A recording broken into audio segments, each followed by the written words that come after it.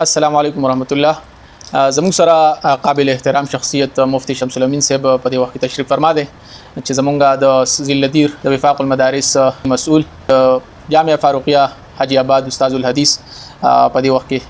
زموږ سره تشریف فرما دي. د دې نو یو څه پوښتنه کوم. تاسو ته پته ده چې سبا 14 اگست دی. سبا چونکه مقدس ورځ ده او ځنې خلک په دې کې یو سکه بل سکه په دې شپه باندې بیا سبا ورځ نو مفتی صاحب نو په دغه حواله سره تاسو کو چې په دې کې څه کول غواړي. وعلیکم السلام ورحمت الله وبرکاته. مفتی فرقان رحمانی صاحب تاسو شکریا ادا کوم. تاسو ډیره اهمه موضوع مخه ته کې خو ده او دا سوال چې دینو په دې کې څو حصے دي. صحیح. اول خو په دې کې تاسو د ازادۍ خبر وکړه نو مونږ لا اول دا سوچ پکار دی چې ازادي یعنی دا څونه لوی نعمت دی. مونږ هغه دور را یاد کو چې دا ټول پاک او هند چې د مسلمانانو ملک وطنو بیا دا غینه بعد انګريز راغی په دې کې باندې قبضه وکړه مسلمانان او بلکې ټول هندستانیان خپل غلامان کړه او د ډېر جدوجہد نه بعد الله رب العزت موږ سره د احسان معامله وکړه.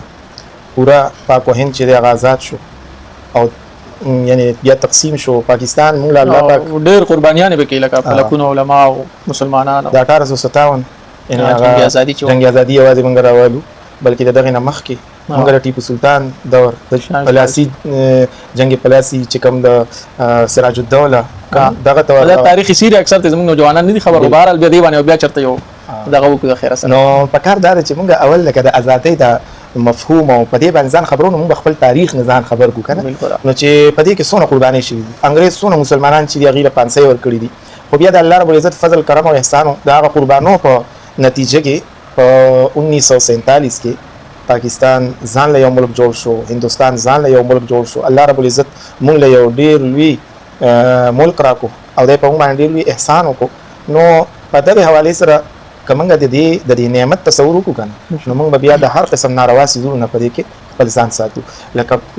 په دې کې د غانو بجارو نه ځان ساتل دغه شان په دې ورځ باندې موټر سایکل او غاډي دونه تیز غلول چې دا غینه خلکو ته تکلیف او بیا په دې موقع باندې زمونږ ماشومان او هغه ذهن سازي موږ صحیح طریقې سره نه کړی چې د ازادي په موقع باندې د ازادي په موقع موږ څه کول پکار دي موږ له پکاره چې خوشحالي وکړو په د خوشحالي چې کوم مفهوم دی نو د هغه په دایره کې دنه موږ خپل خوشحالي کوو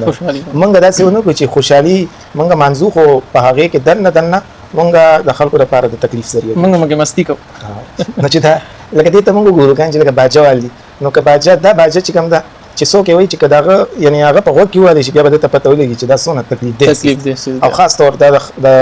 یعنی د مشرانو سړو د مشرانو زنانو په وګونو په خوا کې ډېر خلک داسې چې هغه ګستاخی وکړي دا وایي نو دا ټول امور داسې چې غیر شرعي معاشره کې بس بیماران خلک مشران به یاغي له اوازونه خني نو دا خو بیا واقعي تکلیف باعث جوړیږي